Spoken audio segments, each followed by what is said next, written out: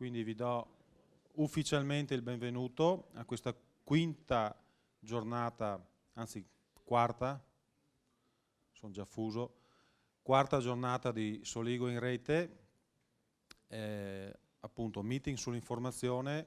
Siamo partiti martedì, abbiamo ospitato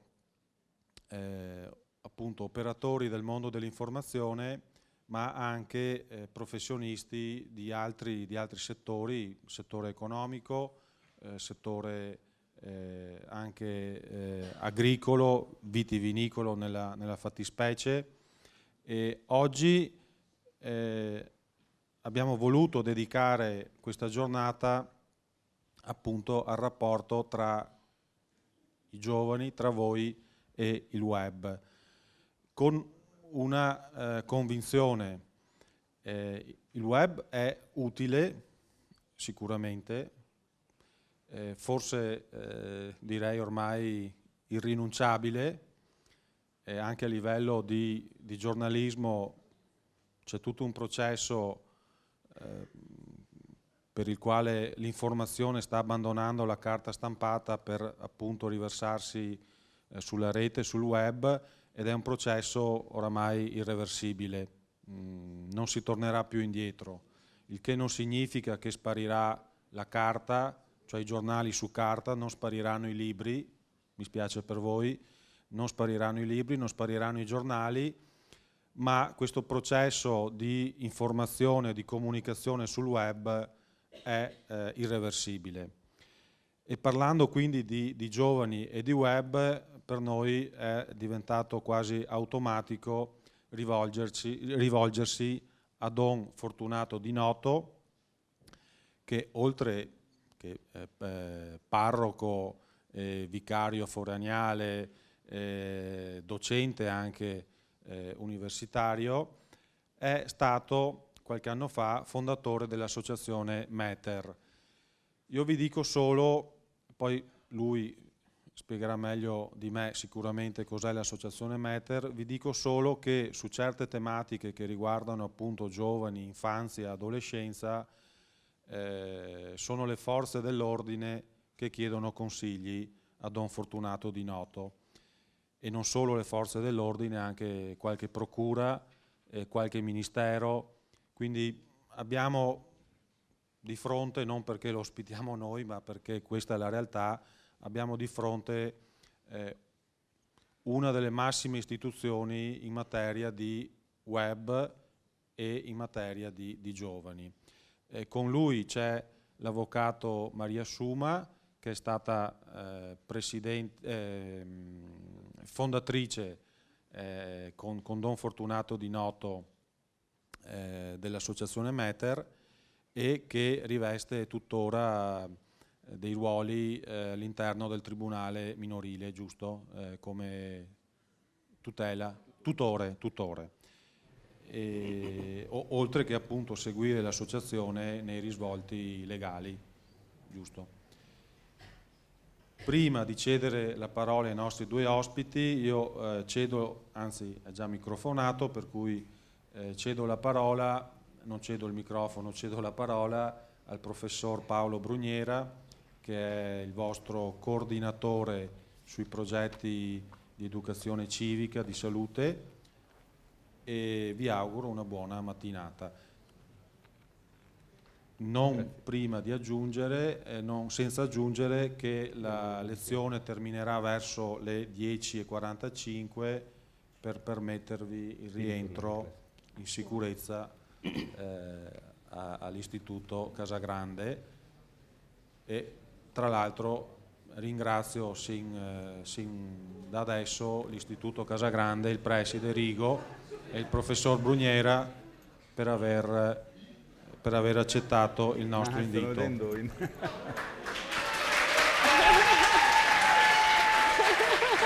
vedo niente.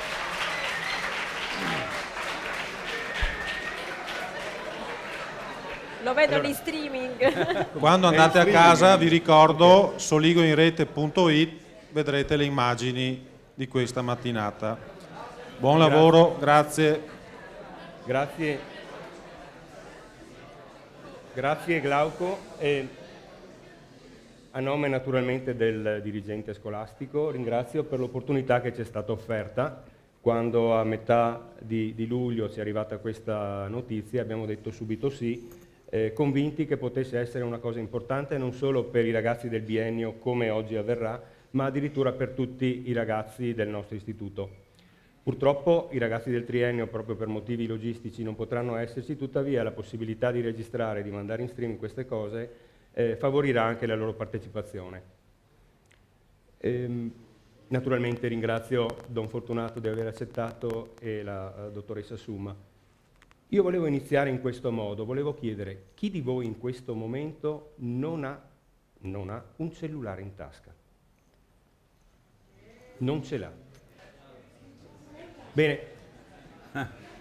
Non ce l'hai in tasca? Qualcuno mi ha spiazzato perché pensavo che arrivassimo al 100%. Spero non abbiate barato. Anche se è vero che il termine che ho usato io, cellulare, molto probabilmente non risponde alle funzioni che voi chiedete al vostro smartphone, no?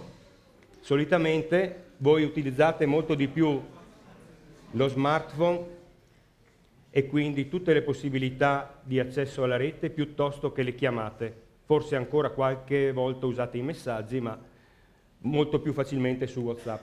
Questo per dire che la strumentazione di cui voi disponete oggi è molto diversa, è molto importante e significativa, molto diversa da quella che ho usato io, molto diversa da quello che hanno usato i relatori di oggi, sia per le potenzialità che hanno questi strumenti, sia anche per le difficoltà o per le problematiche che potrebbero comportare.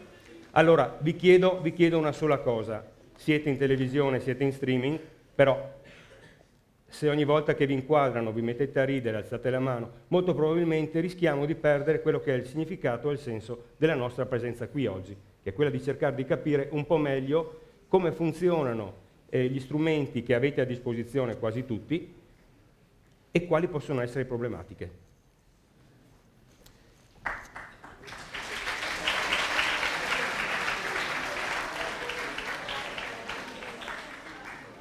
Allora, innanzitutto vi ringrazio perché sono convinto che dovete mettere un po' di pazienza per ascoltarci, però sapete i tempi sono brevi, ristretti, quindi dobbiamo cercare in tutti i modi di poter interloquire, comunicare, cercare di andare via con una ricchezza in più, perché sennò poi diventa soltanto potrebbe diventare una lezione accademica, potrebbe diventare una lezione sterile, quindi che non serve a nulla, però siccome le parole, ecco, sembrano parole soltanto suoni, ma le parole hanno dei profondi significati, che comunque sia, qualunque sia il vostro atteggiamento interiore, va bene, vi procureranno sicuramente dei cambiamenti. Non è una battuta, perché le parole, nel momento in cui noi le accogliamo bene, possono indurre a un cambiamento. No, non è che ci sarà la rivoluzione, però tenete conto che anche una parola può far accadere una rivoluzione. Forse queste cose magari non le avete mai ascoltate, o se le avete ascoltate magari non le avete prese in considerazione. Ma voi immaginate, no? Una parola come quando io incontro una ragazza che non c'è niente, ma soltanto io ho un'attrazione, un sentimento e gli dico ti amo. Solo quella parola cambia il rapporto e la relazione. Quindi solo una parola. Ecco, allora stamattina io sono fortunato, mi chiamo Fortunato. Sapete in ebraico come si dice fortunato? No, certo, non l'ho studiato. Esed, che significa abbondante.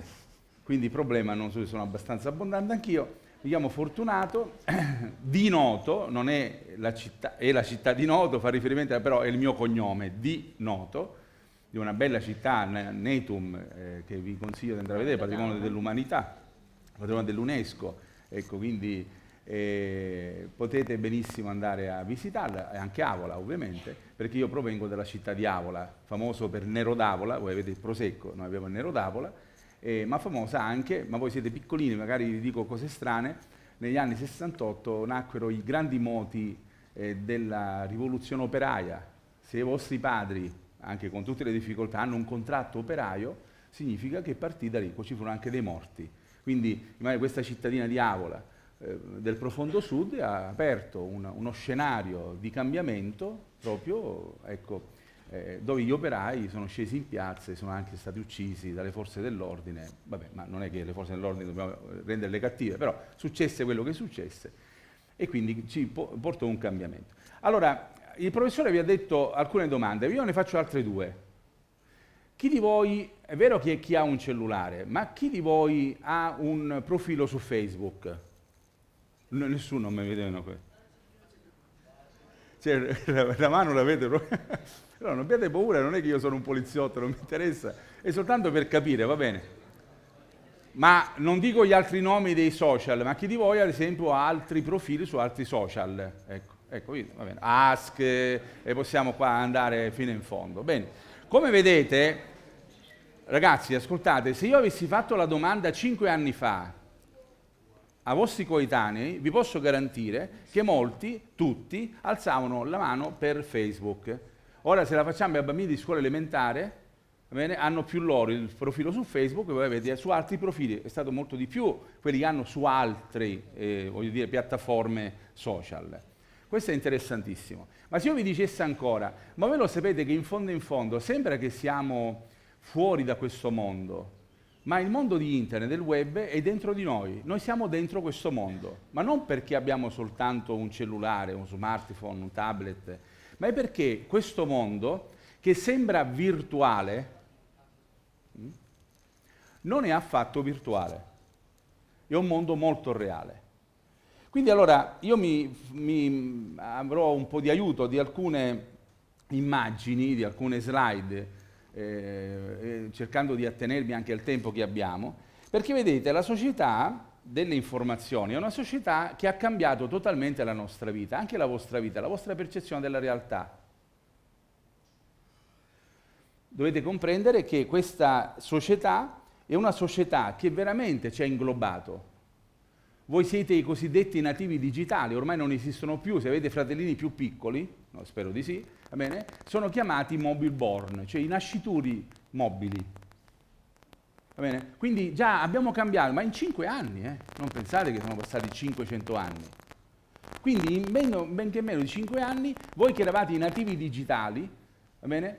E che noi siamo ad esempio gli immigrati digitali, la mia età, noi siamo ormai trisavoli, cioè di questo mondo, ma stiamo parlando di 25 anni. Cioè negli ultimi 25 anni il mondo è totalmente cambiato. Voi sapete quando io ho fatto il primo collegamento online? Nel 1989. E nel 1985 divenne pubblico, cioè nel senso questo mondo che era riservato soltanto ai militari, va bene, alle organizzazioni militari per la difesa dei territori, per la comunicazione in caso di guerre nucleari, ecco, ora è diventata una cosa domestica. Cioè voi immaginate, andate per la prima comunione a farvi regalare dai nonni il Samsung 6, ma avete nelle mani, credetemi, un potenziale di comunicazione che è spaventoso. E voi sì e no ne utilizzate benché meno il 10% delle grandi potenzialità di questo mezzo di comunicazione. Vedete che è vero, Anche il più esperto di voi, che smanetta, conosce i programmi, non so fino a che punto li conosca, bisogna capire che significa conoscere i programmi, va bene? Bisogna capire che significa, ma al di là di ogni cosa, anche se tu conoscessi il 30%, già è una buona cosa, ma in linea generale noi lo utilizziamo soltanto per che cosa?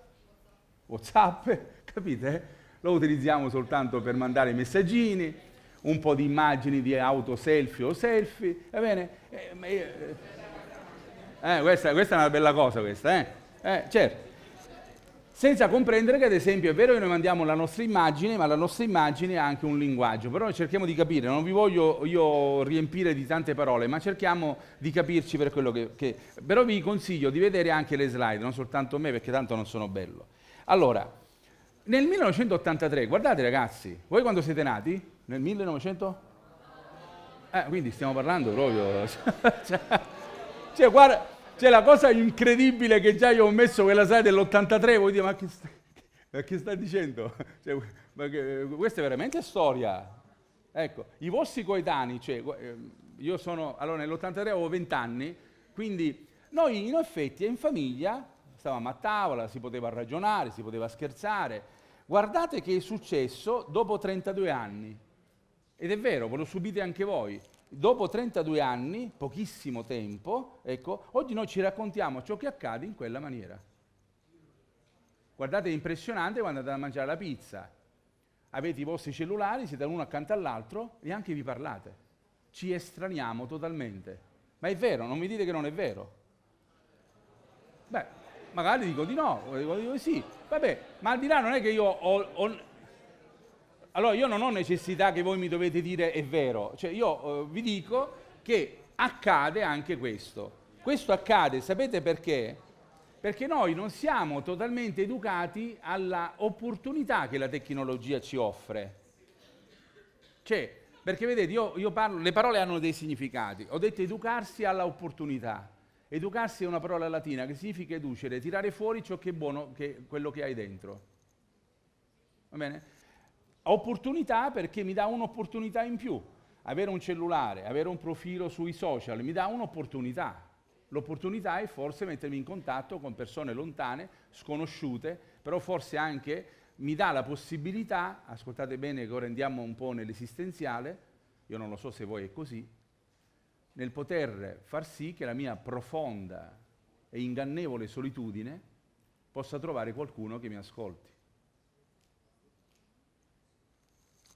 Perché vedete, i social network hanno una filosofia interna, non è solo mezzi di comunicazione, tac tac, perché io ho bisogno, ho necessità, più del pane, credetemi, più dell'aria, di comunicare. L'uomo non può non comunicare. A tal punto che colpisce chi l'ha inventato, i grandi, Bill Gates, io li ho conosciuti questi uomini, ma conosciuti direttamente. Cioè questi uomini hanno ideato, pensato di far diventare un'esigenza insopprimibile dell'uomo un business, perché ovviamente è il più grande colosso al mondo, la tecnologia, più di qualunque altro colosso al mondo, che possa essere anche la criminalità che spaccia droga o vende armi. Cioè voi dovete sapere che chi ha pensato di darci un cellulare, di fornirci di un cellulare, va bene? Questo cellulare è diventato per noi una cosa insopprimibile, non possiamo più farne a meno. Potete farne a meno? Impossibile, credetemi ragazzi, è impossibile. Anche voi dite, no ma ora, non a caso io che faccio il prete, dico facciamo un po' di digiuno da cellulare, ormai non facciamo più il digiuno della carne o del pesce, va bene, facciamo un digiuno, perché non riusciamo più a staccarci. Chi di voi non se lo mette accanto al cuscino? Capito? Vabbè, qualcuno sì, qualcuno no, ma io non voglio che voi mi dite sì, cioè io sto dicendo, c'è qualcuno che lo fa, qualcuno no, qualcuno lo mette, ad esempio, chi di voi non è mai andato, un tempo andavamo in bagno per fare atto grande, atto piccolo, meglio l'atto grande, con i giornaletti, ora ci portiamo il cellulare per WhatsApp mentre siamo in bagno. Quindi, allora, capite cosa voglio dire? Vi voglio dire, vado avanti perché sennò non abbiamo tempo, ascoltatemi, però mi fa piacere che reagite, perché se reagite significa che sto dicendo delle cose vere. Quindi, allora, come io affronto un problema se si presenta alla mia vita? Quale può essere una soluzione giusta di come io devo utilizzare questi straordinari mezzi di comunicazione? Ma siamo veramente convinti? Questa è una domanda, ponetela veramente un pochino. Dico, ma mi fermo un attimo, vediamo se forse questo prete mi sta dicendo delle cose buone. Ma come io veramente utilizzo questo straordinario mezzo di comunicazione? Immaginate se io vi dicessi, l'ultima volta che avevi detto a tuo padre e a tua madre ti voglio bene.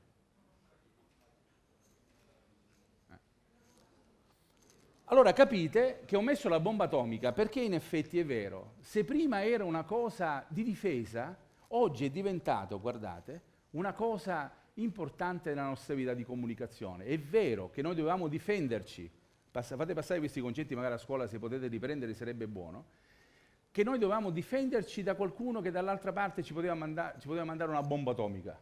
Va bene? Quindi io mettevo nel bunker e potevo comunicare dicendo sono ancora vivo all'altro che aveva eventualmente un altro nodo di comunicazione. Oggi sapete cosa sta succedendo?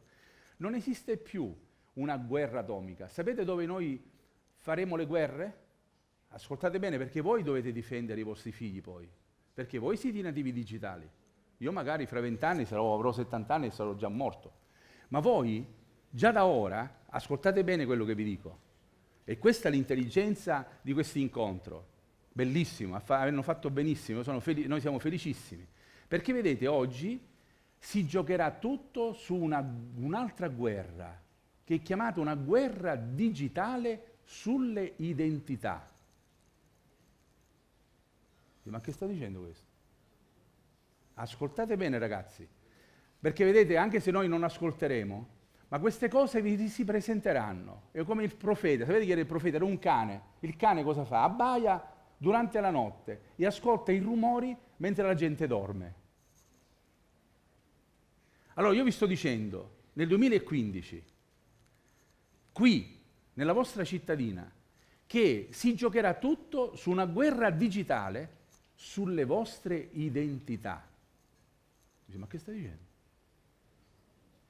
Per questo straordinariamente bello il fatto che noi, cosa abbiamo fatto? Abbiamo fatto ci hanno dato i social network. Ecco, io lo so perché qualcuno potrebbe dire, mamma mia, quando ce la finisce, già dopo un quarto d'ora già mi sta annoiando la cosa, quindi per favore io mi metto a dormire, lasciamo stare. Però sono convinto che mentre io vi sto parlando, vi sto suscitando dentro di voi dei ricordi, delle emozioni, delle immagini, dei sentimenti. Perché è vero. Perché noi non siamo fatti solo di carne, cioè di corpo, noi siamo fatti anche di anima, di spirito, uno spirito che dentro di noi ci permette di far ragionare un po' la nostra vita. È vero, qualcuno potrebbe dire, beh, ora che ci darà delle regole, in una società ormai non ci sono regole, però sapete, le regole salvano la vita, pensatela come volete. Le regole, anche se uno dice, no, io non ho regole, sono un anarchico, ai tempi miei così si diceva, ma vi posso garantire che le regole, qualunque regola sia, salva la vita, ci aiuta a vivere. Cosa viaggia in rete? Tutta la nostra vita. Credetemi ragazzi, in rete oggi tutta la streaming. Non è vero che soltanto sul portale, va bene, io posso vedere quello che sta accadendo oggi, ma voi immaginate in questo momento, noi non lo sappiamo, ma in questo momento gente che in altra parte di questo posto, di questo luogo, di questo teatro, ci può vedere, può prelevare immagini, può conservarle, può manipolarle, può, tra virgolette, venderle, può vendere quello che dico, le mie parole, la mia immagine.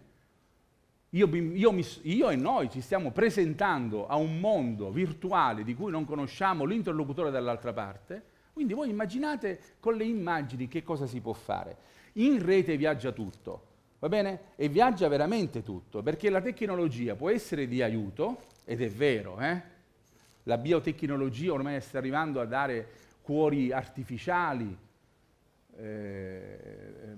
come dire, mani, braccia, gambe, di una tecnologia avanzatissima. Io ho visto cose, veramente, non ho tempo, ma ho visto cose in America, amici miei americani che mi fanno vedere cose impressionanti, incredibili, non sono ancora manco in commercio, cose impressionanti, va bene? Ti impressionano perché dici, ma dove andrà a finire? Questo quarto mondo della macchina pensante, vedete che non è una fantasia di Orwell, è qualcosa che sta accadendo.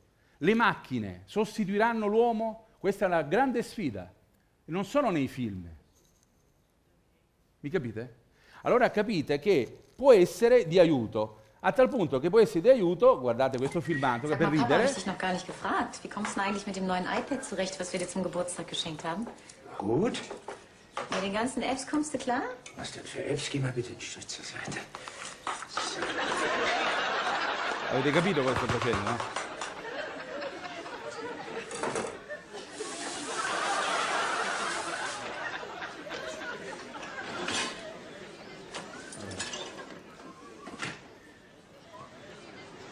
Was ist? Ecco, capite, può essere utile per fare anche un po' di verdura, per tagliare verdura come una tavolozza da cucina. Però è anche vero che questo discorso potrebbe portarci a far capire, vorrei capire il vostro stato d'animo. Mentre sto parlando cosa state pensando? Ditemi la verità, non è un problema. Cosa state pensando mentre io vi sto parlando?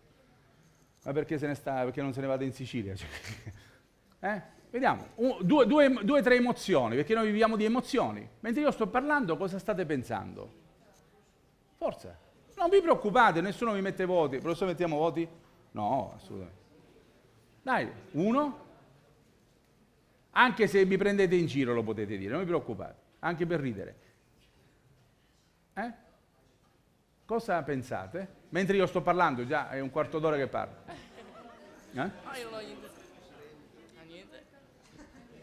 Allora, guardate una cosa, è vero, c'è la fatica di poter dire, però vi posso garantire che tutti avete pensato. Molto. Perché il pensiero non è possibile interromperlo, neanche una persona che ha problemi di pensiero, di psiche. Quindi l'avete pensato, non l'avete espresso. O forse voi pensate che non l'avete espresso, ma io guardandovi lo avete espresso. E se volete, a uno, non è una battuta, vi dico cosa avete eventualmente pensato perché l'avete detto col vostro volto, con i vostri occhi. Allora comprendete di cosa abbiamo bisogno noi? Certamente noi abbiamo l'autorità dei genitori che vi dicono di fare quello che fa il padre, la madre dice di fare quello che fa la madre, io dico che voglio fare qualcos'altro perché voglio prendere a martellate l'orsacchiotto, poi l'orsacchiotto dice fai quello che devi fare, sbrighiamoci subito, perché la cosa più importante è fare quello che tu hai pensato. Vi darò una chiave, una soluzione? No, vi darò soltanto la possibilità di capire nel modo di relazionarci nel mondo del social network. Abbiamo detto chi ha un profilo, il vostro diario. Un tempo avevamo i diari, chi di voi scrive ancora a mano non lo so, ormai abbiamo i nostri diari dove mettiamo immediatamente delle emozioni. Ho detto Facebook, possiamo fare anche tanti altri social network, va bene? Con le domande. In una domanda te ne dicono di tutti i colori e in una domanda può accadere che non trovi la risposta e anzi ti ritrovi un mare di non so quale parolacce o di discredito della tua persona e ti viene poi il magone e dici ma che cosa sto combinando su Ask o su altri aspetti. Una fotografia, me la mandi una fotografia che forse era una cosa molto privata, io la mando e me la ritrovo in tutte le parti del mondo. Ecco, questo poi lo capiremo, perché è vero, è la nostra vita, è il nostro modo di relazionarci. Noi non sappiamo quasi più parlare, però evviva, finalmente ho il mio collegamento. Finalmente possono navigare e chattare. Vi posso garantire, quando nell'89 ebbi la prima opportunità del collegamento, mi è rimasta ad oggi una emozione impressionante pensare che qualcun altro in una parte del mondo poteva parlare con me. E io potevo presentarmi. Quando feci la prima pagina web, era il 1990, fu un'emozione incredibile, perché mi arrivarono tanti di quei messaggi dal Brasile, dalla Finlandia, dall'America. Dice, mamma mia, ma se già con una paginetta che ho messo il mio nome e cognome e la mia fotografia di quel tempo, voi immaginate quanto mi arriva di attenzioni, di messaggi. Allora è vero, non vedo l'ora di dirlo a tutti, perché dirlo a tutti significa potete accettare la mia amicizia? Ditemi la verità, quanti amici avete? Su Facebook ne avete, o su Ask, quello che volete, migliaia, ma io non lo so se li conoscete. Tutti sicuro? Ma guarda che hai un mio contatto che è con Veronica Parentignoti. No, ce l'hai? Vero? Capisci cosa ti voglio dire? No, è bello, mi fa piacere che stiamo scherzando, ma è così. Cioè, come puoi dire che ho tutti 1500 li conosco? Io ne ho 5500 contatti, devo fare la seconda pagina. Ebbene, vi posso garantire se non ne conosco un 30, realmente parlando. Gli altri non li conosco, perché è vero, in un mondo di social noi pensiamo di avere amicizia con tutti. La Bibbia dice una cosa bella, chi trova un amico trova un tesoro. Noi siamo convinti di avere 1564 amici, 1640 amici. Quando tu ti colleghi, chi ti dice ciao immediatamente? Un amico, se ti incontra per strada, ti dice ciao. Guardate la differenza. È vero che io posso avere 2000 contatti, ma è vero che 2000 contatti nessuno dice, io quando mi metto su Facebook, quando capita che devo andare a lavorare, perché io lavoro su Facebook, non passo tempo, e allora tenete conto che in quell'istante mi sento l'uomo più infelice del mondo, perché nessuno ti dice ciao, nessuno. Tutti lucette verdi accese, ma nessuno ti dice ciao. Però se io incontro, pensate, immaginate quando siamo scesi dalla stanza dell'hotel, abbiamo detto tantissime ciao alla cameriera, buongiorno, alla signora, buongiorno, quella ci ha fatto la battuta, quella gli è caduta la forchetta. È stato straordinario, ma questo noi non lo sperimentiamo virtualmente parlando. Perché è vero, io posso mettere la mia nonna, è vero che posso mettere anche il papà, è vero che posso mettere le foto della mia sorellina, è vero che anche del mio fratellino, sicuramente. Io li posso mettere tutte queste cose, li posso mettere, va bene? Però stranamente, come già vi ho detto, io posso percepire una mia foto che ho messo online in un altro social network. Ma chi ce l'ha messa? Ma se io l'ho messo su Facebook facendo tutte le restrizioni possibili e immaginabili, chi ce l'ha messa la mia foto? Forse ero troppo affascinante. Forse perché ero troppo affascinante, perché qualcuno mi deve vedere, perché a scuola nessuno mi scruta e mi vede, allora io mi faccio vedere da altri che non conosco. Vi faccio un esempio, non ve la prendete a male. Ascoltate, se io ora in questo momento, non ve la prendete male ragazze o ragazzi che siano, ma io parlo con le ragazze, vengo da voi e ti abbraccio, tu ti faresti abbracciare? Ti faresti abbracciare? Dite sì o no? No. Perché? Perché? È un istituto di sordomuti, no? No, perché so che utilizzo un linguaggio diverso. Cioè, ti faresti abbracciare da uno sconosciuto come me? No. Perché? Perché sono uno sconosciuto, scusa. Non penso che vi fate abbracciare, giusto? Se io vi chiedessi, ora ascoltate bene, sto dicendo una cosa molto seria, se io vi dicessi, me li dareste le vostre foto personali? Qua io ho la pennetta, la esco, me li dareste? Sì o no? No. Che so, delle foto personali dell'ultimo viaggio a mare, al Lido, in costume, me li dareste? Maschiette e femminucce che siete?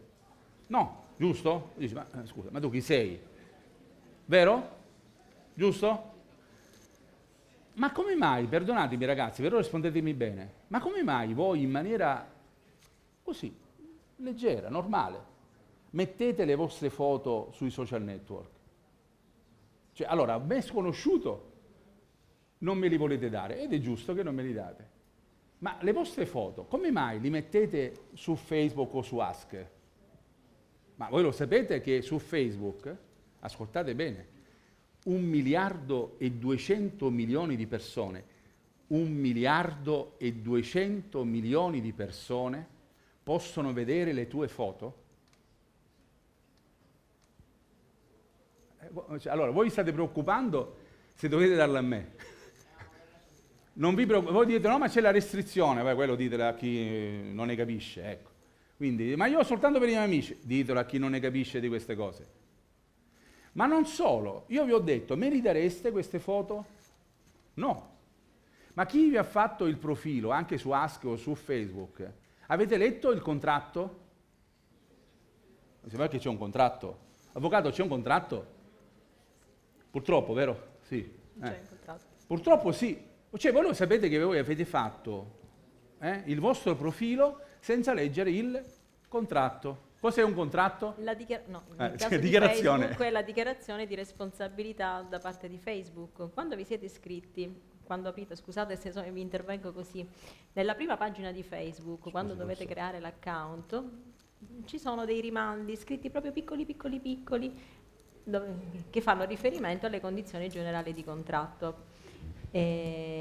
Cosa significa? Sono le clausole, sono tutte le condizioni in base alle quali un utente accetta di aderire o non aderire in questo caso al social network che è Facebook. Quando vi siete registrati su Facebook, penso che nessuno di voi abbia letto queste condizioni, anche perché se voi cliccate si aprono delle pagine scritte piccole, pesanti da andare a leggere. Non leggono neanche i libri scritti grandi. Con una serie di rimandi, e vi posso garantire che ci vuole una settimana per leggerli tutti. Quindi figuriamoci se chi accede, chi si iscrive, chi si registra per la prima volta ha il tempo di andare a leggere tutto questo. Ebbene, lì c'è scritto tutto quello che voi accettate, ma soprattutto tutto quello che voi autorizzate alla società di Facebook. Ne parleremo casomai più più avanti. Ad esempio vi dice il punto 1 vi dice sì, è vero, i contenuti, i video, foto che vengono immessi nel profilo appartengono all'utente, però dice l'utente nel momento in cui accetta e si iscrive autorizza la società in maniera non esclusiva e quindi alienabile, trasferibile, la licenza sull'utilizzo dei contenuti, i cosiddetti contenuti PI, che sono i cosiddetti dati personali, in particolare foto e video, non esclusiva, quindi non solo per Facebook, con la possibilità di trasferirli in licenza anche ad altri. E di qualche giorno fa, credo di giorno 9 novembre, una notizia che riguarda la decisione di un tribunale del Belgio che ha condannato Facebook ad eliminare nel breve termine di 48 ore, pena una sanzione, determinati contenuti e soprattutto l'utilizzo di determinati cookies, sapete tutti cosa sono i cookies, che davano la possibilità a Facebook di tracciare gli utenti non solo iscritti su Facebook, ma anche quelli appartenenti ad altri social network o altri che venivano in contatto con i profili Facebook. Tracciabilità dei contenuti che venivano immessi nella rete, dei gusti dei propri utenti. Facebook si difende dicendo che fa tutto questo per la sicurezza degli utenti iscritti e per andare a verificare la possibilità o meno di falsi profili, di contenuti illeciti, eccetera.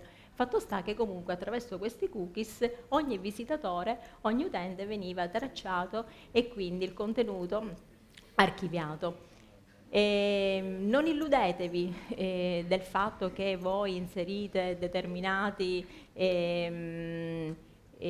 opzioni per quanto riguarda la privacy su Facebook, perché vi possiamo garantire, lo dice anche la polizia, che ci sono dei sistemi che travalicano gli impedimenti, i cosiddetti fittizi, che vengono concessi all'utente per inserire l'opzione privacy. E soprattutto dobbiamo anche sfatare un mito. Su internet non c'è anonimato, tutto è tracciato e tutto ciò che viene immesso in rete rimane. Tant'è vero, e non voglio aprire qui delle questioni giuridiche che comunque non vi competono, tant'è vero, ma per farvi capire che si sta discutendo nel mondo giuridico a livello nazionale anche della possibilità di poter inserire all'interno delle norme civili di ogni Stato la possibilità di stilare un testamento cosiddetto digitale. Voi sapete cos'è un testamento, no? Lo sapete tutti, voi sapete che oggi si parla anche di testamento biologico, che un soggetto può decidere del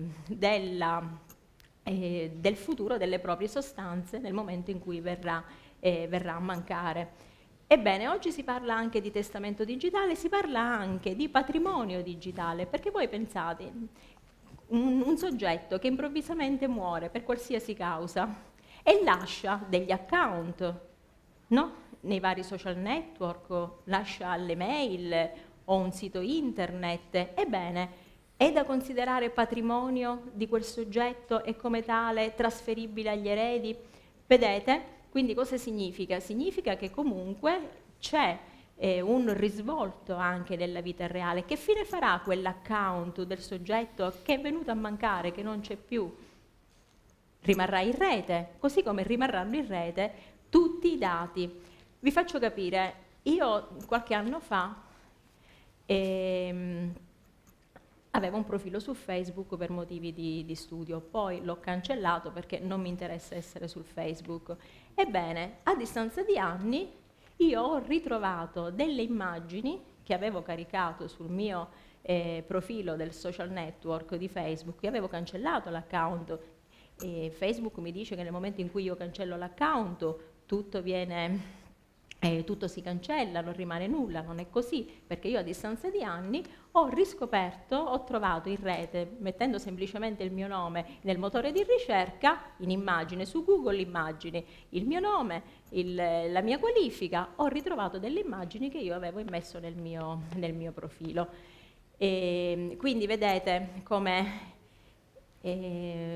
tutto resta, tutto è tracciabile. Ecco perché e noi invitiamo a fare un corretto uso delle nuove tecnologie. Ma di questo ne parliamo dopo, faccio andare Per avanti questa con ragione Fortunato. l'intervento di Maria è chiaro, cioè, perché vi ho detto se voi mi potete dare le foto mi dico di no, però poi le mettiamo online senza sapere che noi abbiamo dato a disposizione a Facebook e agli altri social network di poterne fare utilizzo come uno vuole. Se uno dice ma io li cancello, ma non è vero perché già sono di patrimonio della società. Cioè, non so se mi sto facendo comprendere, sì. Faccio un intervento. Certo. L'avvocato Suma parlava di testamento digitale. Non pensiate che muoiano solo i vecchi babbioni di 60-70 anni, Certo. perché io faccio il giornalista e mi capita di scrivere anche di ragazzi che muoiono per incidente stradale. E dove va il giornalista a pescare le foto da mettere sul giornale il giorno dopo? Va su Facebook.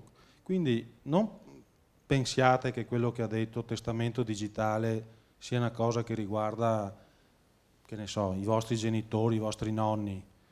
Paradossalmente riguarda anche voi, perché vi ripeto, io faccio anche cronaca nera, incidenti, morti, e purtroppo io, come i miei colleghi, la prima fonte, questo è un po' brutto da dire, ma la prima fonte per pescare le foto nel caso di fatti di cronaca nera è Facebook. Proprio per questa... Sì. E la tristezza, scusi dopo, No. e la tristezza è che noi vediamo questi siti, questi profili su Facebook anche dopo che la gente è morta. Anche mantenuti degli altri. Ma anche quello che fanno le forze dell'ordine, gli investigatori, vi ricordate i casi di cronaca recente, il ragazzo in gita scolastica che cade, anche gli inquirenti la prima cosa che fanno è andare a cercare i profili Facebook per capire anche la personalità del soggetto, se c'erano dei messaggi di cyberbullismo all'interno del profilo, nelle chat, se il ragazzo fosse stato minacciato da qualcuno, se aveva inimicizie. Ecco, vedete come il contenuto di un profilo Facebook rivela la vostra vita. Cioè su Facebook voi ragazzi non avete più segreti. Cioè voi su Facebook, su internet e nella rete siete quello che forse non riuscite ad essere nella vita reale. Tant'è vero che lì c'è la vostra personalità. Forse quella vera, forse quella falsa, non lo sappiamo qual è quella vera. Però è anche vero che comunque l'essere davanti a una tastiera disinibisce. Ditemi la verità, magari siete più inibiti, avete delle remore nella relazione reale con qualcuno, ma sulla rete, perché tra virgolette non ci sono regole, lì andate più spediti, più disinibiti. Ed è vero che non ci sono regole, ci sono delle... Allora, gli stati si impongono delle norme di autoregolamentazione. Purtroppo regolare l'intera rete, che è un mondo globale, è impossibile perché voi sapete, chi studia diritto qui tra di voi? Ecco, bene. Forse fate più diritto commerciale, no? Oppure avete studiato anche la Costituzione, i principi fondamentali del diritto. Voi sapete che ad esempio noi siamo italiani e come tali sottostiamo alle leggi dello Stato, ma le leggi dello Stato hanno una giurisdizione, una che si chiama sovranità, limitata ad un determinato territorio, che è quello italiano, del nostro stivale. Se andiamo in Francia dobbiamo sottostare alle leggi della Francia, delimitata territorialmente anche da dei confini. Su internet non è così, perché internet abbraccia l'intero mondo, l'intero pianeta. E l'intero pianeta voi sapete che è regolato da leggi, in quanto appunto è formato da nazioni diverse, da leggi diverse, per cui è un po' difficile. Ecco perché per alcuni reati, quali quelli più gravi come la pedopornografia, che è la pedofilia, sapete cos'è la pedopornografia? Ne avete sentito parlare, no? La diffusione di immagini pornografiche ritraenti dei minori. Ecco perché, siccome in Italia ci sono delle buone leggi e che tutelano i minori da questo crimine, allora molti soggetti che cosa fanno? Vanno ad allocare i server da dove diffondono questo tipo di immagini, non più in Italia perché sono perseguibili, ma nei paesi dove tali norme non esistono. Dall'Italia è possibile non accedere grazie all'intervento della Polizia Postale che blocca l'accesso per l'utente italiano, però è anche vero che se noi andiamo in un altro Stato possiamo accedere a questo tipo di sito con questo tipo di contenuto. Quindi vedete la globalità, ecco perché è importante capire il concetto anche di diffusività a livello globale di ciò che noi mettiamo in rete, perché non possiamo andare a controllarlo. Nel momento in cui noi cediamo, mandiamo, inviamo una foto, una semplice foto normale ad un amico, noi non possiamo controllare l'utilizzo che l'amico ne fa. Perché nel momento in cui già viene diffuso, viene trasmesso ad un altro amico che lo mette in rete, all'altro, cioè noi non riusciamo più a controllare questa catena di diffusione dell'immagine. Ecco perché invitiamo a non mettere in rete delle immagini particolari. Oggi va di moda, scusate se ho interrotto, oggi va di moda c'è una tendenza da parte vostra, da parte dei giovani, quella di autoprodurvi, di fotografarvi in pose, in maniere particolari e mettere in rete o mandare il video, la foto a degli amici. Addirittura ci sono delle foto molto ma molto spinte ed è il nuovo fenomeno definito sexting. Che cos'è questo sexting? Questo sexting che nasce è una parola che nasce dalla crasi tra la parola sex e diffondere immagini, una della parola inglese di testing, significa appunto diffondere, comunicare, cioè la produzione di materiale che è pornografico, perché voi non immaginate i video e le immagini che gli stessi minorenni, i ragazzi come voi, producono e diffondono, mandano agli amici, l'amico lo manda ad un altro amico e sapete, c'è un orientamento della Corte di Cassazione che ha definito questo, il sexting, anche diffusione di materiale pedopornografico, perché ritrae minori e come tale anche perseguibile. Anche il minore che produce e diffonde questo tipo di foto, anche se minorenne, è perseguibile come soggetto reo, come autore, ecco, di materiale pedopornografico. Quindi state attenti anche in questo. Ciò non significa che noi siamo qui oggi per demonizzare la rete o per fare terrorismo psicologico, assolutamente no, perché internet, questi strumenti della tecnologia sono degli strumenti straordinari.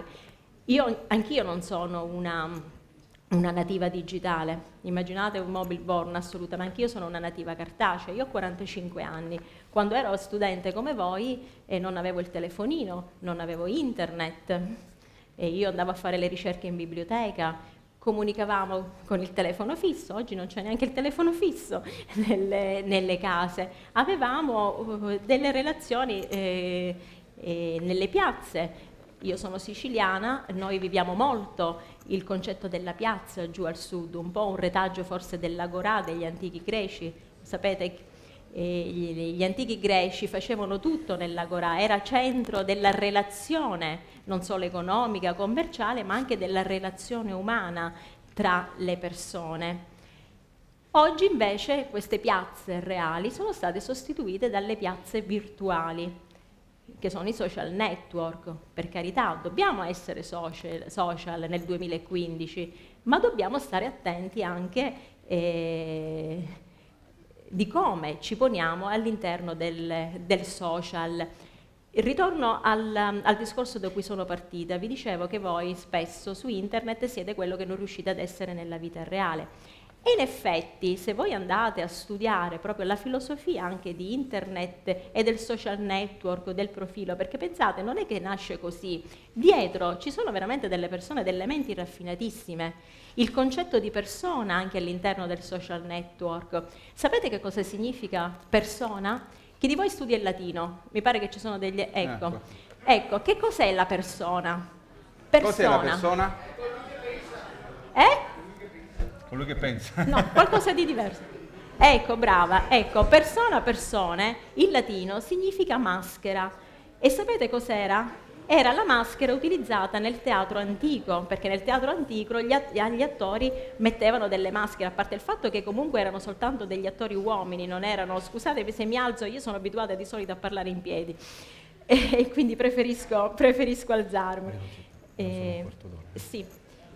E quindi la maschera utilizzata nel teatro antico, quindi persona indicava la maschera, ma anche il personaggio interpretato da quella maschera, da quell'attore. Ebbene, noi oggi il concetto proprio di persona, di personalità diversa rispetto a quella del mondo reale viene molto utilizzato, da qui anche i profili falsi, le sostituzioni di persona e anche l'essere nel web, ciò che non si riesce ad essere all'interno nella vita relazionale di oggi.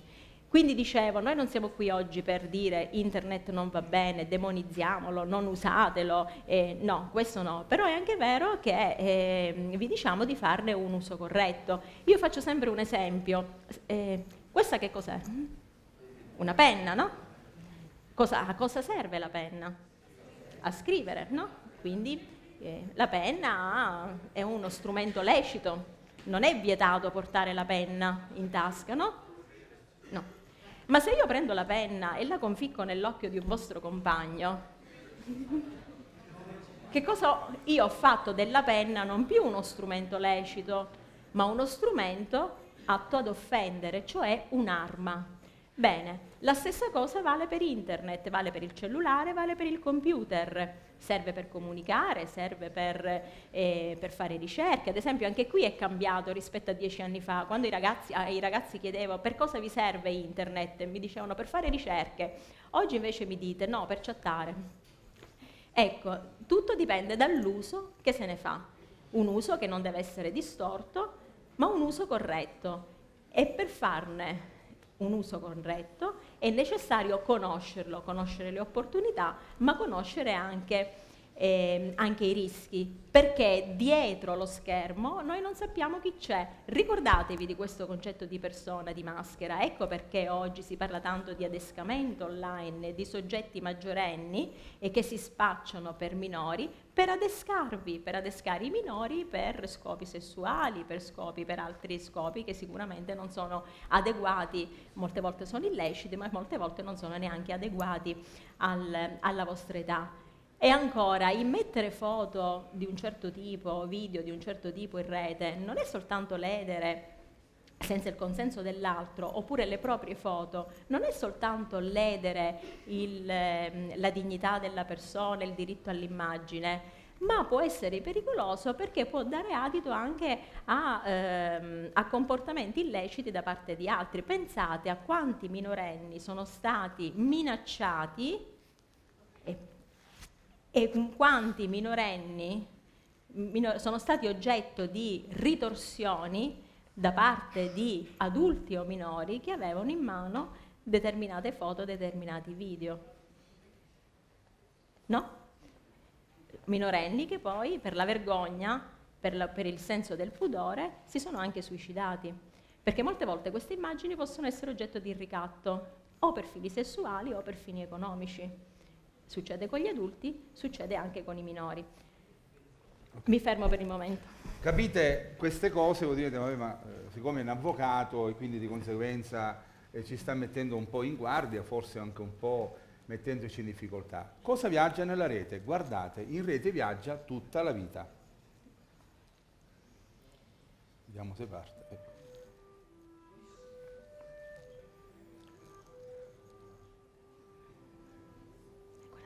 Ragazzine che sono uscite dal pub, sì, questo erano a casa queste ragazzine, sì, ascoltate, ora vi farò vedere, vi farò capire.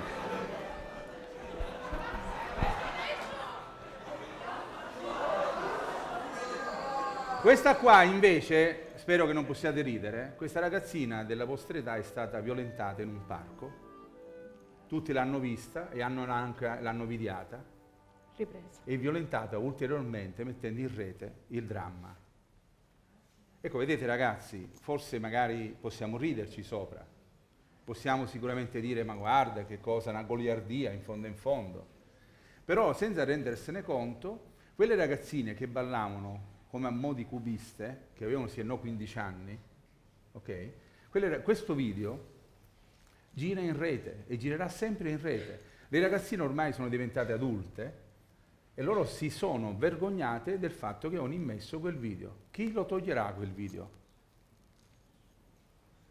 Faranno dei figli e i figli vedranno che le loro mamme, quando avevano 15 anni, facevano queste cose, ma questo è soltanto niente in confronto a quello che potrebbe ulteriormente accadere.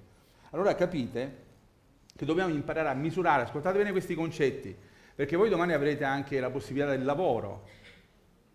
Ragazzi, ve lo dico con tutto il cuore, perché questo è anche un incontro educativo, al di là degli aspetti in sé. Imparare a misurare l'identità digitale, vi ho parlato di identità digitale, la guerra digitale, perché l'immagine online, imparatelo ragazzi, è il primo bigliettino da visita. Voi lo sapete che le aziende ormai, le multinazionali, quando dici ma sai io vorrei lavorare qua, vanno a cercarti, perché le informazioni che tu hai dato le hanno vendute quelle dei social, senza che tu te ne accorgi. Ti faccio un esempio banalissimo, però prendetelo sul serio. Per scherzo, ascoltate bene, su cose serie, per scherzo, c'è il profilo sesso, allora, puoi mettere maschio o femmina, o puoi mettere anche altri tipi di genere. Bene, sapete che tante persone per scherzo, pur non essendo omosessuali, nel rispetto dell'orientamento omosessuale, hanno messo che sono omosessuali. Quel dato l'hanno venduto alle società che scelgono specificatamente il genere, discriminando anche gli altri e viceversa. Voi lo sapete che quella persona, vi posso dire nome, cognome, indirizzo e via, non ha mai più trovato un lavoro. E lui ha detto, ma io l'ho fatto per scherzo. Ce l'ho messo così, tanto per... capite? Allora, vedete, la nostra reputazione della vita passa attraverso la nostra identità digitale. Ecco, quindi dobbiamo chiederci queste cose, perché lo sviluppo della tecnologia abbiamo capito che è molto veloce, veramente, e l'abbiamo capito se la utilizziamo bene, non la utilizziamo bene, come comunichiamo con gli altri, in che maniera comunichiamo, perché possiamo comunicare anche distruggendo le relazioni. Perché in fondo il problema grave è questo qui, distruggere le relazioni tra di noi. Questo è un filmato che conoscete sicuro. Ne hanno fatte in tutto il mondo, ma per farci capire come noi, con questo mezzo che abbiamo tra le mani, e siamo dentro questo mezzo, va bene, possiamo distruggere la capacità di poter relazionarci tra di noi. Siamo col cellulare, dimenticando che forse accanto c'è qualcuno. Forse non ce ne rendiamo conto.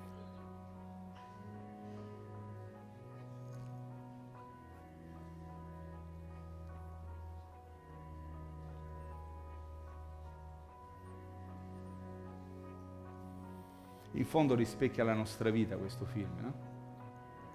In effetti siamo questi, anche i nostri genitori. Quante volte volevamo parlare con i nostri genitori, no? Lasciamo perdere, lasciamo stare. Mandami un SMS, capite?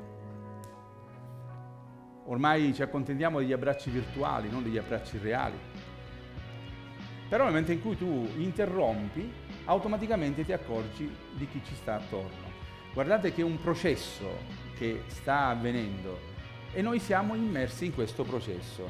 Allora, pertanto, capite quanto è importante Internet. Internet lo possiamo avere in tutte le nostre tasche ormai, prima si diceva a casa ormai è rarissimo avere un computer al centro della stanza, l'abbiamo ormai nelle nostre tasche. Voi immaginate quanto io faccio col mio cellulare, io lavoro col mio cellulare in tutti i sensi, perché mi porto il mio mondo dentro la mia tasca. Prima era a portata di mouse, ora invece non è più scusate che qua si è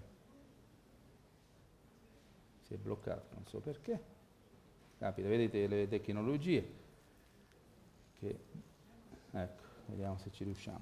Quindi capite, è un territorio transazionale, è una grande palestra, come vi dicevo, possiamo noi collegarci anche dal bagno, quindi problemi non ce n'è. Però vedete, il tablet, lo smartphone sono ormai gli strumenti principali. Ecco, ce li abbiamo E ovviamente il futuro della tecnologia è attraverso questo virtuale che non è reale. Imparate questa frase: il virtuale è reale. Il virtuale non è virtuale. È come quell'esempio che vi facevo: me li date le foto? Perché vedete, questi grandi menti stanno portando... Quali sono i 5 sensi dell'uomo? Olfatto, udito, forse, vista, gusto e tatto. L'udito già l'abbiamo con l'audio. La vista già la sviluppiamo, lo possiamo guardare, anche i ciechi possono ormai guardare anche attraverso i sistemi internet.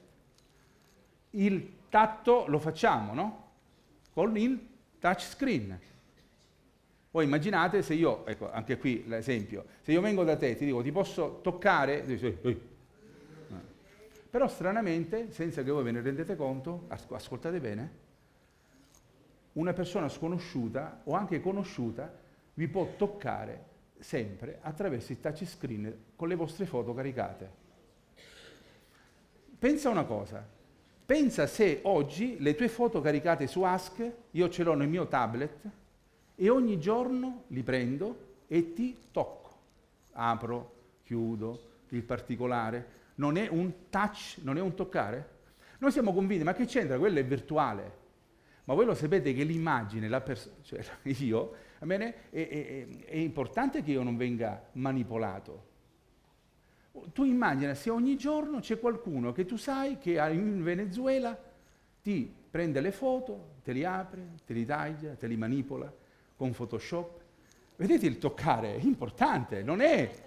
O semplicemente li tocca, anche oppure esprimendo semplicemente li un'emozione. tocca. Ad esempio, non vi è mai capitato di toccare, di accarezzare con affetto la foto, non so, di una nonna defunta?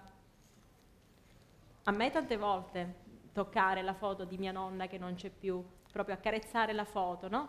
Ecco, Perché immaginate l'immagine... anche chi, un pedofilo ad esempio, nella maniera in cui un pedofilo Ora vi faccio possa vedere meglio. quella foto. Perché il tempo è ormai quasi finito. Però vedete, noi attraverso internet possiamo avere e ricevere le cose belle, e lo sappiamo, sono tantissime belle, ma anche le cose che non sono affatto belle. Internet, la globalizzazione ha globalizzato il crimine. Immaginate la pornografia, immaginate l'istigazione alla violenza, l'esaltazione alla violenza, immaginate l'istigazione all'odio, la vendita delle informazioni private. Oh, guardate che la gente, ci sono società che vendono le nostre informazioni private, perché giustamente la guerra digitale si farà sull'identità digitale. Non a caso Facebook è quotato in borsa. Non a caso Facebook è quotato in borsa. Ad esempio, questo filmato, che ora riderete sicuramente, è stato fatto da vostri coetanei in classe, va bene? Però non è corretto fare queste cose, perché significa non soltanto, tra virgolette, capitemi la parola, mettere in ridicolo l'insegnante, ma dall'altra parte mettere in ridicolo anche se stessi. Cioè in classe non si può pensare che uno va a studiare, a imparare e si mette a scherzare, oppure queste cose, guardate, è inconcepibile. Noi non abbiamo oscurato il volto perché sono su internet queste cose. Quindi, e sono i vostri coetanei che con goliardia caricano su YouTube, caricano su ASCII, caricano su queste stupidaggini che fanno male a tutti. Non è vero che fanno bene a qualcuno. Va bene? Potremmo continuare. Però comprendete che questo non può accadere nella nostra vita. Allora, per tirare un po' le somme, volevo dirvi una cosa. Perché desidererei che ve ne andiate anche con una inquietudine positiva. Cioè nel senso, ho parlato di inquietudine positiva, nel senso che, vedete, cari ragazzi, è vero che i mass media e i giornali spesso quando si parla di certe cose come se amplificassero il problema. Noi vi diciamo che non è così. L'associazione Meter da 25 anni si occupa di diritti dell'infanzia nell'era delle nuove tecnologie e non solo.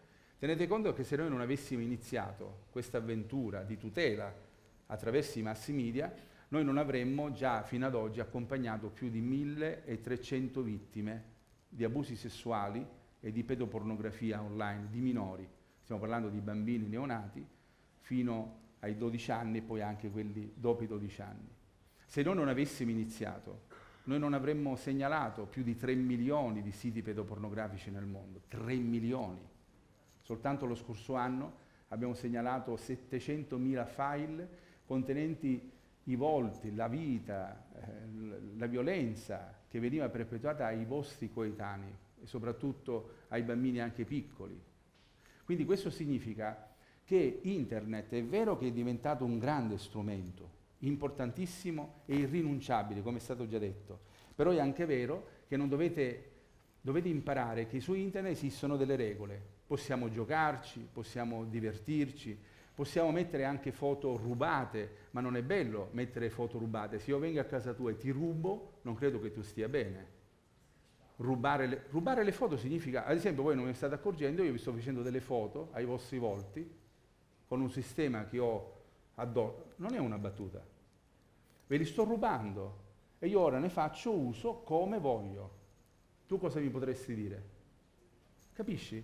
Allora, perché rubare anche l'immagine, la tua vita, la tua foto, la tua faccia, va bene, il tuo viso, non è cosa bella. Non è cosa bella perché è una soluzione impegnativa poi educare ad una rete sicura, incoraggiare a vivere bene. È difficile spiegare la cautela delle comunicazioni. Guardate quando stiamo facendo fatica, no? Per giunta in un tempo ristrettissimo stiamo cercando di farvi capire, utilizzatela con la testa, col pensiero, con l'intelligenza. Ecco, prepararsi all'evenienza di un incontro anche spiacevole.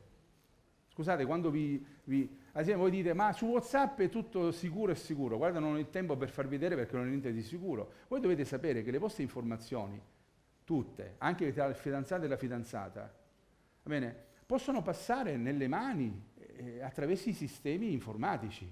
Non è che è vero che dici, ma io sto parlando a te soltanto, leggi solo tu, ma non è vero che leggi solo tu. Questo forse non lo dimentichiamo facilmente.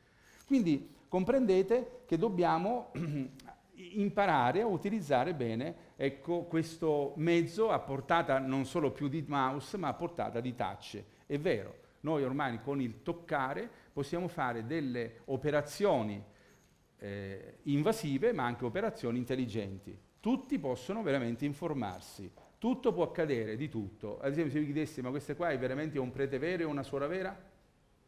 Che si stanno baciando? E quella lì accanto è una suora vera o un prete, o una donna? Cioè, chi sono questi? Uno che non ha il discernimento dice, vabbè, no, ma non è vero, è un prete con una suora che si baciano, invece questa è la pubblicità di Benetton. Oppure, dall'altra parte, chi è questa vestita da suora che si spinge e si fa vedere i seni? Certo, non abbiamo fatto vedere tutta l'immagine o tutto il filmato. Va bene? Era una donna che è stata arrestata mentre stuprava il suo figlioletto di 7 anni vestita da suora. Ecco, per dirvi, allora è una suora, se voi vedete questa immagine subito, ma le suore si spogliano, senza sapere che una suora è una donna vestita da suora ed era una madre che stuprava il proprio figlio. Quindi voi capite che l'immagine, cioè la comunicazione, è bella perché può servire anche alle vecchiette in Sardegna o in Sicilia o non so, dalle vostre parti in Veneto, perché ci mette in collegamento tutti. Tutti possiamo informarci, tutti possiamo accedere anche a Topolino, a Minnie e a Pluto per divertirci e ritornare ai tempi che eravamo. Internet ha dei rischi e delle minacce, certo, guardate quante ce n'è. Tantissime, non ve li leggo, già Maria ve li ha sicuramente ve li ha accennate. Questi comportamenti che vedete nella slide sono tutti considerati reato dal nostro codice. E sono considerati tutti reato, mettiamole le cose in chiaro. Penale. Ad esempio, l'ha detto già Maria, su Internet non si è anonimi. Toglietelo dalla testa ragazzi, tutto ciò che farete su Internet è rintracciabile, tutto. Non è una battuta. Quindi anche se fate delle stupidaggini, o serie stupidaggini, va bene, siete rintracciabili. Quindi non è affatto vero che io dico, ma non è vero, ma come si rintraccia ormai anche quelli di Al-Qaeda che fanno gli attentati, figuriamoci che non rintracciano le stupidaggini che facciamo noi. Quindi è tutto rintracciabile. Un soggetto dalle parti del Friuli Venezia Giulia 2 settimane fa è stato arrestato perché disoccupato vendeva attraverso dei blog, del materiale pedopornografico, aveva conservati 55.000 foto e video, va bene? E lui si divertiva a venderla agli utenti di tutto il mondo, facendo migliaia di euro al giorno con le foto dei vostri coetanei, e non solo coetanei, anche più piccoli. E di conseguenza è stato immediatamente arrestato perché noi ci siamo accorti, abbiamo fatto una segnalazione alla Polizia Postale, Torino e Catania lo hanno immediatamente, in benché meno di una settimana, rintracciato, un disoccupato di un paesotto di 600 abitanti. E tutti lo conoscevano, dicevano: ma che bravo ragazzo, questo è un bravissimo ragazzo, è impossibile che faccia queste cose nel paesotto di 600 abitanti, nelle profonde vallate di non so dove.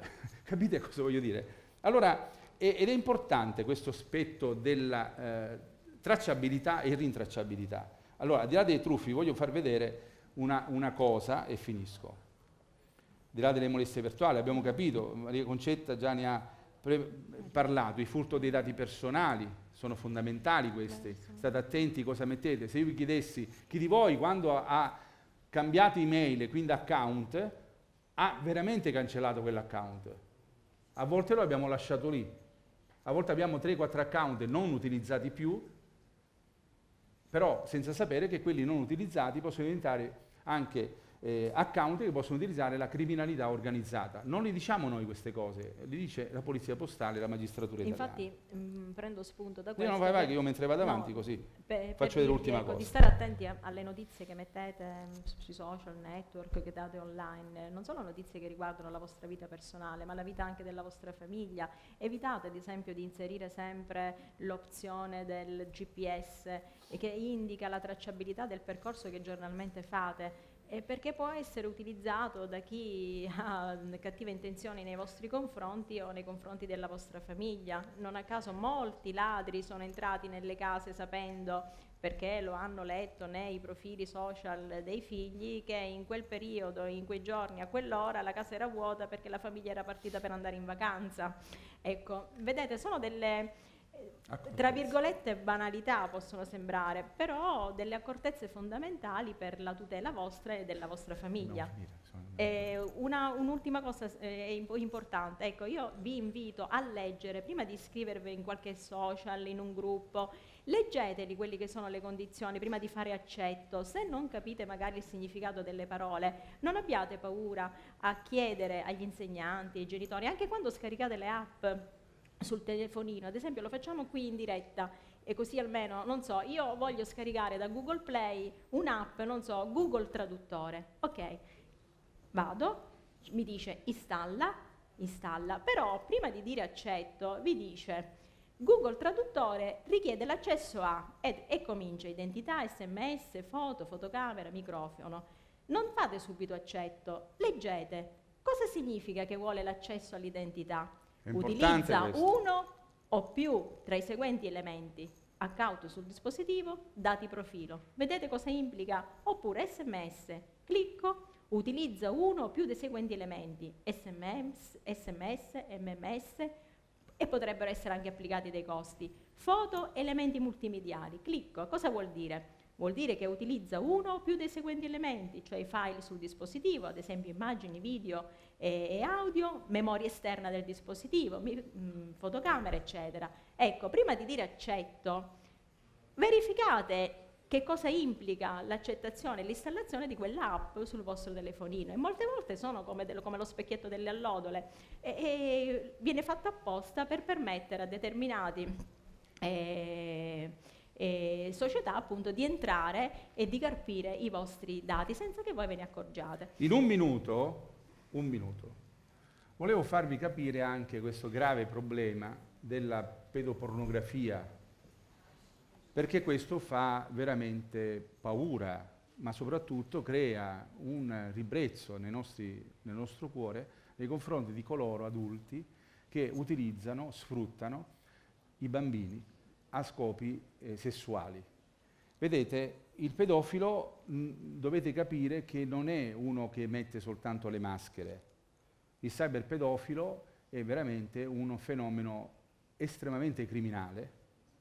Ad esempio, se io parlassi di mafia saremmo tutti contenti, perché sarebbero scese tutta la città possibilmente, no? O di camorra. Ma certo parlare di pedocriminalità diventa più difficile, ma la pedocriminalità non pensate che sia soltanto qualche foto di qualche bambino, qualche adulto, e sono vere e proprie ormai organizzazioni criminali che sfruttano, perché hanno capito che il corpo dei bambini, delle bambine, frutta, è un business, crea economia illecita. Allora comprendete che è una piaga dilagante e sconcertante. È così tanto sconcertante che il cyberpedofilo non è Fantozzi, né tantomeno uno che si mette la maschera, né tantomeno uno che vive di anonimo, ecco, nel senso è anonimo, nel senso che non possiamo capire chi è, perché è qualcuno che conosciamo in rete, qualcuno che sfrutta la rete e va, ascoltate bene, dove va uno che ama in maniera malata i bambini? Dove sono i bambini, i minori. Non è che va dove sono gli adulti, non gli interessa niente degli adulti. Ed è un fenomeno così vasto, va bene, così particolare, che quello telematico non è un pazzo, non è uno che sicuramente ha perso la testa, anche se forse ha perso l'identità, da umano è diventato disumano. Ecco, si fa solo un grande errore, si sembra che sia quell'uomo di età intermedia che poverina ha dei problemucci, allora se ne va nei giardini del paese per fare delle molestie. No, no, vedete che sono uomini e donne anche, uomini e donne molto raffinati, culturalmente elevati, persone che hanno implantato un sistema, oggi a maggior ragione in un mondo globalizzato, per far sì che la mia vita possa essere sfruttata. Non ho potuto controllare le mie azioni. Guardate questo, se lo metti un po' più alto, questo piccolo filmato e finiamo perché so che il tempo è finito. È un completo essere umano. Mi seguivano come cani, perché non riuscivo a capirlo nemmeno io. Forse a quel tempo avevo uno sguardo magnetico. Sono pronto a testimoniare sui crimini che ho commesso, ma per favore non questo è un film dove io sono stato dettagli, consulente internazionale. È un film quello che ho fatto mi fa che tremare. credo che tutti dovremmo vedere, e al pubblico, quindi anche i minorenni. Esattamente.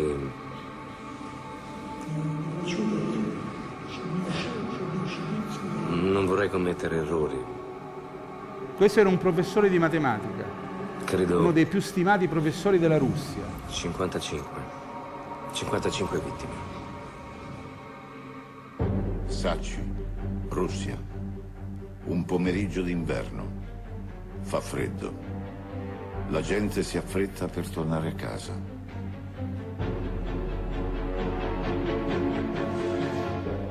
Un uomo però, in mezzo alla gente, non sembra avere fretta. 22 dicembre 1978. Andrei Cicatilo ha 42 anni, è sposato, ha 2 figli. È un insegnante, anzi, è uno dei dirigenti della scuola dove lavora. È un uomo per bene, non beve, non bestemmia, non è violento. È migliore di tanti mariti, è laureato. Era così difficile mandare a letto i nostri bambini, staccarli dal padre la sera. Quante ore carponi per terra per divertirli, per farli giocare. Questo è l'uomo che la sera del 22 dicembre 1978, con un coltello a scatto, ferisce a morte la piccola aliena, che la strangola con le sue mani, che getta il corpo della bambina nelle acque. Immaginate Gambiraso, no? Yara Gambiraso. Sono storie che si ripetono. 12 anni più tardi, il 6 novembre 1990, uccide Svetlana, una ragazza di 22 anni. Questo è l'uomo che umilia, ammazza, mutila altre 53 vittime, donne, ragazzine, bambini e bambine. Quest'uomo, per tutti, è il mostro di Rostov. Ecco, il mostro di Rostov. Allora voi capite che questi soggetti, per bene, c'è un bellissimo libro che ho fatto alla postfazione, L'uomo per bene, di Claudio Camarca, questo scrittore italiano, ed è vero, sono uomini per bene.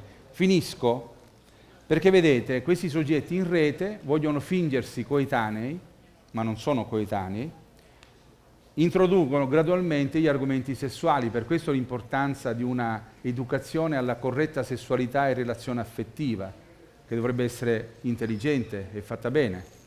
Per questo poi nasce l'incontro reale. Per questo dobbiamo stare attenti a non rimanere nel silenzio, e questi sono i numeri di Meter che ogni anno noi pubblichiamo e che sono confrontabili con tutte le procure italiane ma anche internazionali, dell'impegno e del lavoro che facciamo in tutto il mondo. Perché vedete, il monitoraggio ha portato alla liberazione di questo bambino, il monitoraggio ha portato alla liberazione di questa bambina, guardate come l'avevano legata.